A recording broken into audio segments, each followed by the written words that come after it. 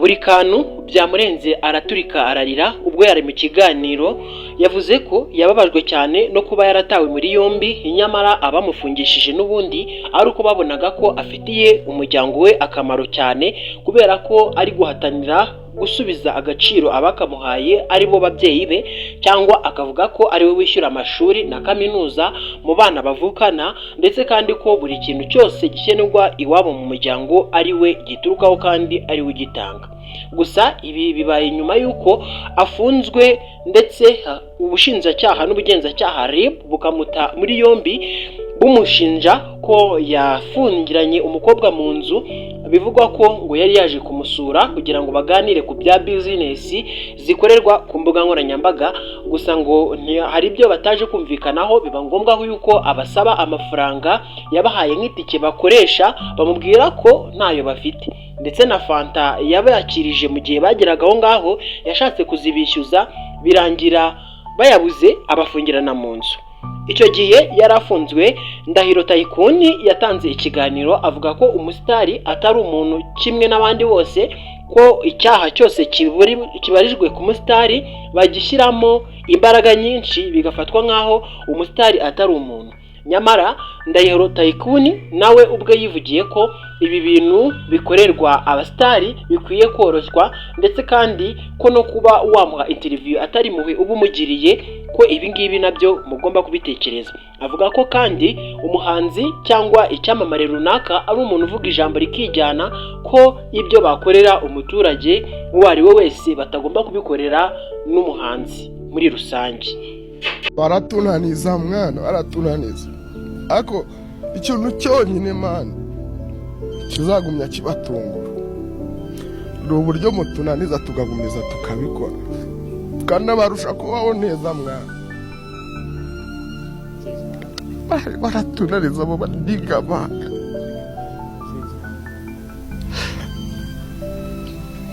baratunaniza bro. Njye mwana ivunikira umumere, nabivuze mwana.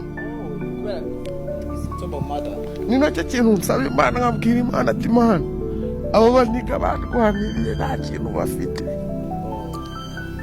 birya njya ku ishuri bagurishije bagasigara barya ubusa. Mana, nshaka kurwana n'ibi bintu nkareba ko hari ikintu nabakorera Mana. N'ubu narakora bro.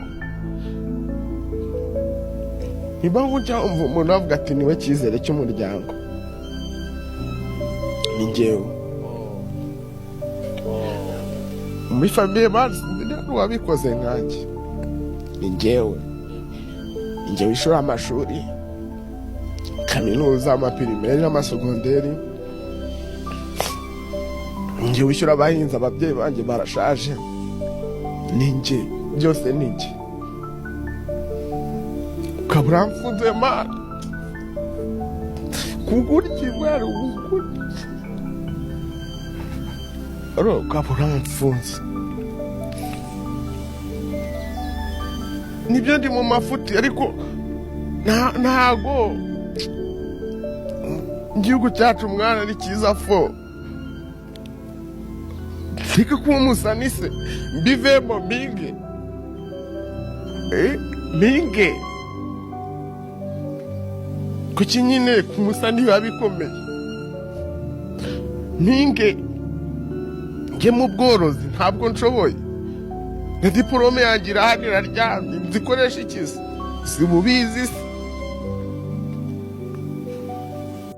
Iyo ufashe buri kantu ukamufunga, yari afite wenda buri kantu article, intebe, yari employinze urubyiruko rugenzi rwe rubona amafaranga, famiye ye havuka bafasha, ikindi providing ibyishimo, kubera ko dufite depression, indwara y'agahinda gakabije n'ibiki n'ibiki, ni ibintu leta ishaka kurwanya, ni ibintu bihungabanyije isi. Ugasanga buri kantu yakoraga content zifasha wenda abanyarwanda miliyoni 10 cyangwa se 9 cyangwa 5, nubwo zaba ari abantu ibihumbi 10 cyangwa se abantu 100 ye bafasha kwishima, ari hara saving society nyarwanda cyari yarayifasha. Rero iyo bigeze ku mustari mbona hari ukuntu bashyiramo imbaraga cyane. Ntabwo abantu bakora ubusambanyi ari abastari, kubera ko ntabwo umuntu agira igitsina nyuma yo kwitwa umusitari, aba yarakivukanye. rero iyo uvuze ngo nuko ari umusitari ngo yabaye umusambanye ntabwo bimakinga sense. Igitsina yarakivukanye, niba ari irari, niba yarabyamanye muhamagare muganirize niba atahohotewe umukobwa, icyaha nticyabaye, cyari kimunzira kuba nibyo ariko byagize. Rero wita umukubita 5, 3 cyangwa 2. Rero kuba wakanga kumva ngo ngiye ngo ndi David Bayingana, ngiye ngo ndi Mbonyi, ngiye ngo ndi The Ben, ngo ndi Bruce Melody, ngo ngiye ni Jado Castar, ngo nagwa ngo ngwera mu kiganiro muri 1-on-1, ngo ngiye ndi Roki Kirabiranye, ngo ndi Anita Pendo. Nigga, who are you then? Say it again. Onyorohereza ngiye mwana. Ningubwiye ati yo dukore 1-on-1. Ubyumve man. Naga ari muhungiriye nge naragrindinze bro. Singomba ngusange hano kuri TV10. Nge naragusanga wishaka kugira ngo nimuhungiriye ngo Tycoon uranzamura we waransanye bro. It's a win-win situation. Nta muntu kwitayeho ngo urihura crying ngo kuzamure hanyuma sa kuzamura gutware he. Nakuzamura sa baricara he. Bivuze ngo ugomba guhaguruka man ugahagarara ukabyigana man.